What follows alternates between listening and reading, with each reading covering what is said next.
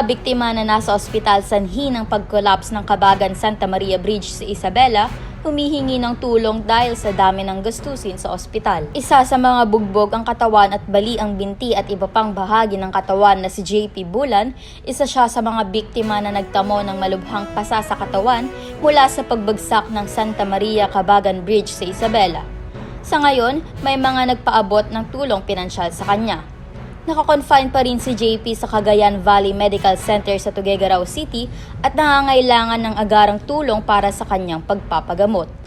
Ayon sa kanyang pamilya, wala silang sapat na kakayahang tustusan ng gastusin kaya tumaasa sila sa mabubuting loob na handang tumulong.